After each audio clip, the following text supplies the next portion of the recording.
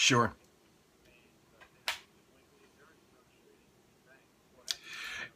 It Yeah, three dead now, including the shooter. The shooter identified so far just as a 58-year-old white male. And of course, we go through this whole song and dance that we always do about, if it was a Muslim, it would be a terrorist. But if it's a white male, then it's a lone wolf. You can just see the train on Twitter. Take a look. If you follow Twitter, you just go to the hashtag Lafayette, and there are thousands of tweets on this issue. What happened, it was at a movie theater, kind of a similar scenario, except without the costume of what happened a couple of years ago in Colorado, but thankfully without the death toll. There are 7 injured, and of course the stories of heroics out there. 2 teachers were out seeing this movie Trainwreck. That's the name of the movie. They were seeing about 100 people in the theater. One friend jumped on top of another and potentially saved her life. She was shot, but still was able to get up and pull the fire alarm there. The police chief there, Jim Kraft, told reporters that the officers in Lafayette were getting set to head into the theater to engage the shooter. And when they did, they found him dead and all of these people wounded. Of course, nothing. It would take, I can't even imagine what kind of cataclysmic event, Ben, it would take in the United States to get us to change our gun laws. This will be in the headlines for a couple of days, and then it'll be gone. Some interesting statistics, though, I did see this evening. Mother Jones Magazine, which is a very progressive magazine on the left, they had a statistic that quoted that gun violence costs the average American $700 per year. And another interesting statistic that was out this evening, white males make up about 31% of the population here in the United States, but they account for about 63% of the shooters when we do have these mass shooting events. And of course, the star of the movie, this always will taint the movie as well. Amy Schumer, she was the star in the movie. She has sent out tweets this evening in the United States that her heart is broken about what's happened in Louisiana. And of course, Bobby Jindal, one of the many candidates for president, one of the 16 on the Republican side. He's the governor there in Louisiana. He went over from Baton Rouge to Lafayette, and he's saying, of course, this will bring us together, that we need to be in prayer. Maybe one of these candidates should have some courage and say, no, we need to maybe change some laws in the U.S., but I just don't see it happening, Ben.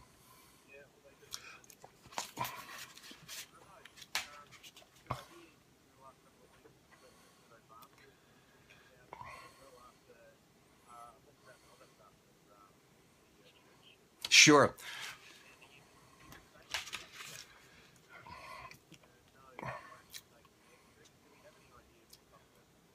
It was a handgun, it looks like. The guy just got up, it was and started shooting, and that's the, I believe, handgun. Of course, still, even a few hours afterwards, details are a little bit sketchy, but the guy just, from what we understand, the film had started, it's about 15 to 20 minutes in the film, he just stands up and starts shooting randomly, and then maybe when he ran out of ammunition, who knows the reason, then he took his own life with that same gun there in that movie theater.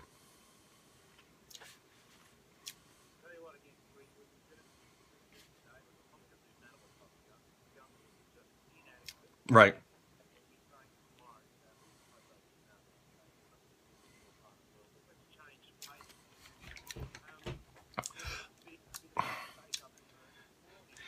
Yeah, we can't get any gun laws here in the U.S., but we can get porn condom laws. A couple of years ago, they had what's known as Measure B in Los Angeles County. That passed on a referendum, 57% of the vote in November of 2013. So what did it do? It drove thousands of jobs out of Los Angeles County. It looks like the porn production in L.A., because the ordinance required all male porn performers in both straight and gay and fetish, whatever you have, to use condoms in their scenes. And so almost all the porn production has now left Los Angeles County. And now this guy named Michael Weinstein, who runs the AIDS Healthcare Foundation, it sounds like it might be a liberal group, but he's actually very conservative. He's gotten enough petitions, signatures. You have to get 5% of those who voted for governor in the last election. So that's not that many, relatively speaking. So you get a lot of these crazy initiatives on the ballot. It's called the California Condoms and Pornographic Pornographic Films Initiative, and it would basically make any porn film shot in California, the male performers, use condoms. And the opponents of this say we've already got these protocols in place. The Free Speech Coalition is the opposition group, and they say that there are very, very few STDs that do affect porn performers. They have the protocols to protect them. And oh my gosh, I just took a look at it. There's a website, ourbodiesourchoice.com, which has endless reports supporting that this is a law that's not needed. The legislature did not pass a bill to mandate this last year, so now the proponents are going to the ballot box. So needless to say, this will probably be one of the most interesting initiatives on a state ballot coming up next year here in the United States.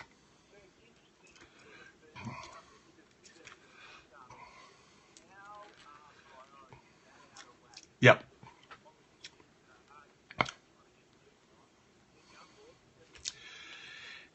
Yep.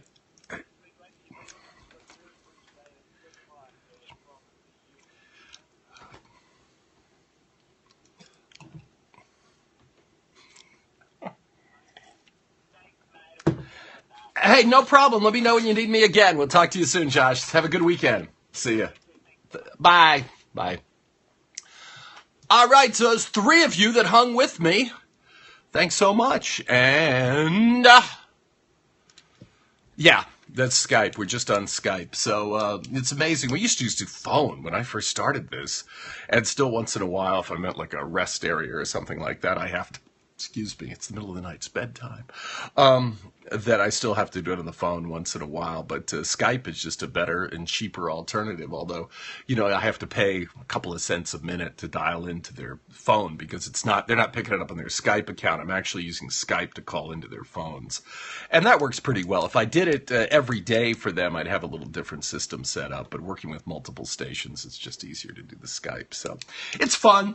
It's fun. I really enjoy it. I've done it for a long time, and I can be a little the nice thing about doing Australian radio is I can be a little more opinionated than I could be in the United States. And they are definitely more opinionated. And you get to my Melbourne station, and they have a much more, especially on the morning show that I do, at Ross and John, if you want to follow those guys, at Ross and John. They dominate the Melbourne morning show, and they have for years and years. And the level of discourse and the conversation that they have there in Melbourne with their show, which is known as the intellectual and arts capital of Australia, is just so much higher than you'd find in most American cities. But they are getting a little more conservative over there because, of course, there's no gay marriage in Australia, and they're the last significant Western country without it. So that's at least one thing that we've beat them on. But the average Australian, things like, single-payer health care and that kind of thing, has a, nobody likes to classify themselves as average, but the average Australian does have a better life than the average American. I mean, you can't become Elon Musk in Australia. That's why he came here from South Africa. But if you just want to have a normal, nice life and put another shrimp on the barbie, it's a pretty good place to be. Little pricey though now. I mean, especially the Australian dollar has not done well against our dollar lately, and some people say it's because of so many social entitlements. But anyway, I gotta run, go to bed. Hey, Captain, follow me on Twitter at Clyatt, and you have a good evening. All right, see you guys, all three of you. Bye. Bye.